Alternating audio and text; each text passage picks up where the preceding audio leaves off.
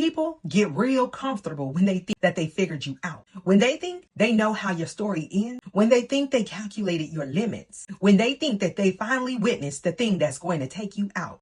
And the funny thing is that most of them don't even realize that they're doing it. They see you lose something. They see you go through a divorce. They see you lose money. They see somebody betrayed you. They see you struggle. They see you cry. They see you hit rock bottom. And somewhere in their mind, consciously or unconsciously, they decide, yeah, this probably is over for them. Yeah, this is probably it. This is the thing that's finally going to break them. This is a thing they're never coming back from. This is the knockout. This is the 10 count. This is where the story ends. And let me tell you something. Some of y'all know exactly what I'm talking about because you've lived it. You watch people count you out. You watch people talk about you. You watch people underestimate you. You watch people decide what you would never become, what you would never have, what you would never accomplish, what you would never recover from. Some of them were strangers. Some of them were family. Some of them were friends. Some of them were people who claimed that they loved you. And here's what they never expected. They never expected you to keep getting back up. Think about that. They expected you to stay broken, but you got back up. They expected you to stay depressed, but you got back up. They expected you to stay ashamed, but you got back up. They expected you to stay defeated, but you got back up. They expected you to stay trapped in what happened to you, but you got back up again and again and again. And here's what's interesting. The reason this confuses so many people is because they were measuring your circumstances, you understand? But they never understood your character. They saw what happened to you. They never saw what was inside of you. They saw the divorce. They didn't see the resilience. They saw the betrayal. They didn't see the endurance. They saw the rejection. They didn't see the strength. They saw the setback. They didn't see the perseverance. They saw the loss. They didn't see the survival. And that was their miscalculation. Because some people think strength means never falling. But people like you understand that strength has never been about not falling. Strength is about what happens after you fall. Strength is about getting back up when nobody claps for you. Strength is figuring it out when nobody comes to save you. Strength is wiping your own tears while trying to convince yourself you're going to make it. Strength is about having no idea what the next step is and taking it anyway. Strength is surviving things that should have destroyed you. And a lot of people watching this don't even realize how strong you are. You know why? Because you've normalized your survival. You have survived so many things that you've started treating your resilience like it's ordinary. You survived betrayal. You survived abandonment. You survived being misunderstood. You survived being judged. You survived losing things. You survived losing people. You survived losing versions of yourself that no longer exist. And because you survived it, you don't think it's impressive. But let me ask you something. What if the very thing you've been minimizing about yourself is actually your greatest power? What if the thing you've overlooked your entire life is the exact thing that makes you dangerous? Because here's what people don't realize. Anybody can feel powerful when life is easy. Anybody can feel confident when everything is working. Anybody can feel strong when they're winning. But what happens when everything falls apart? Who are you then? That's where your real identity gets revealed. Not when you're winning. Not when you're comfortable. Not when everybody believes in you. Who are you when you've lost everything? Who are you when nobody understands you? Who are you when people have counted you out? Who are you when you're standing in the middle of your own life wondering how you're going to survive? Because that's where they met the real you. And they still didn't understand what they were looking at. They never expected every time life knocked you down, you would come back stronger. They thought the pain would weaken you, but instead it sharpened you. They thought the rejection would destroy you. Instead, it taught you self-respect. They thought the abandonment would break you. Instead, it taught you self-reliance. They thought the betrayal would make you bitter. Instead, it made you wiser. They thought the struggle would make you quit. Instead, it taught you who you actually are. And sometimes the worst thing that ever happened to you becomes the greatest introduction to yourself. You see, some of you didn't discover your strength through success. You discovered it through survival. Some of you didn't discover your confidence because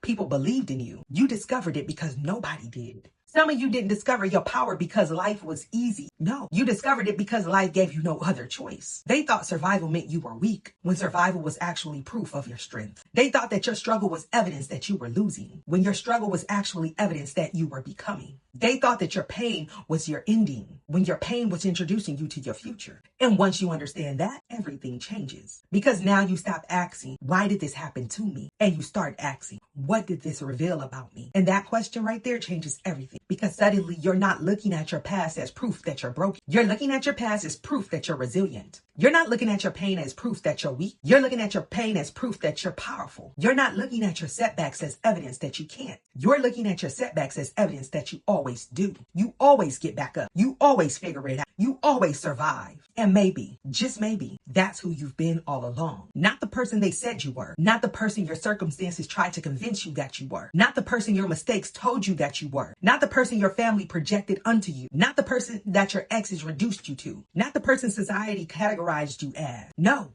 The person who kept getting back up. Most people spend their entire lives trying to become strong, but you didn't have that luxury. Life forced you to become strong. Life forced you to survive disappointment, to survive rejection, to survive betrayal, to survive being misunderstood, to survive losing things you thought you could never live without. And here's what people don't realize. When you survive enough things, eventually something changes. At first, you're just trying to make it. Then you're trying to understand what happened to you. Then you're trying to heal. And then one day you realize, wait a minute. I've survived every single thing I thought was going to destroy me. Every heartbreak, every betrayal, every failure, every setback, every season where you thought you weren't going to make it. You survived.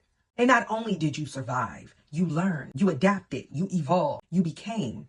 And that's where things start to change. Because now the question isn't, can I survive? The question becomes, what am I capable of if I stop doubting myself? The biggest thing most people lost wasn't money. It wasn't opportunity. It wasn't relationships. It was belief. The belief that they could. The belief that they were enough. The belief that they deserved more. The belief that they were capable of creating a future greater than their past. And somewhere along the way, many people started confusing what happened to them with who they are. They believed that rejection meant they weren't worthy. They believed that abandonment meant that they weren't lovable. They believed that failure meant they weren't capable. They believed that struggle meant they were weak. But what if every one of those conclusions was wrong? What if your rejection wasn't proof that you lacked value? What if your struggle wasn't proof that you lacked strength? What if your failures weren't proof that you lacked ability? What if your survival was actually the evidence of your power? Because then your past isn't evidence against you. Your past becomes evidence for you. And the thing you thought disqualified you becomes proof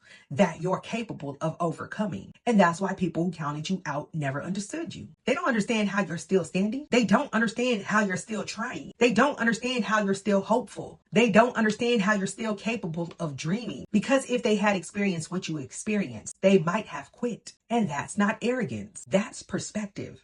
Because everybody doesn't possess that thing inside of them that says, I don't care what happened. I don't care who left. I don't care who doubted me. I don't care who counted me out. I'm getting back up. That thing inside of you, nobody gave it to you, which means nobody can take it from you. You built it. Failure by failure, disappointment by disappointment, heartbreak by heartbreak. You built it. And that's why it's untouchable. Because eventually, after enough times getting back up, something incredible happens. You stop being afraid. Not because life becomes easy either, but because you realize, I've already survived things I thought would destroy me. You stop fearing failure because you survived failure. You stop fearing rejection because you survived rejection. You stop fearing loss because you survived loss. You stop fearing people's opinions because you've already survived being misunderstood. And that's where real confidence comes from. Not believing that bad things won't happen, believing that you'll survive them if they do. And that's why I say all the time that I help people reinterpret their past so that they can reclaim their future. Because too many people have had their future stolen. And it's not because they don't have potential either. Not because they don't have purpose. It's not because they don't have power, but because they allowed what happened to them to become who they are. And if that's where you are today, I want you to hear me clearly. You are not what happened to you. You are who survived what happened to you. You are who got back up time and time again. And if this message speaks to where you are right now, I believe ashes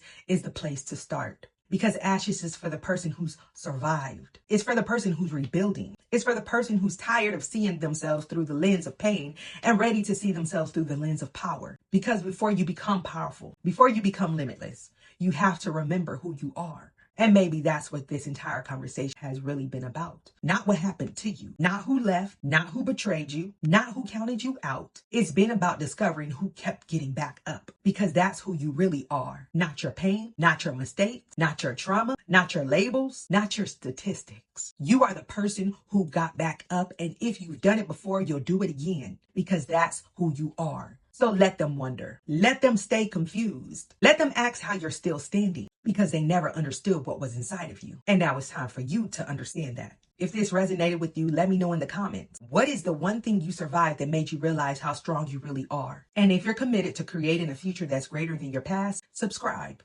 Because trust me, you're just getting started. Peace, blessings, love, and power.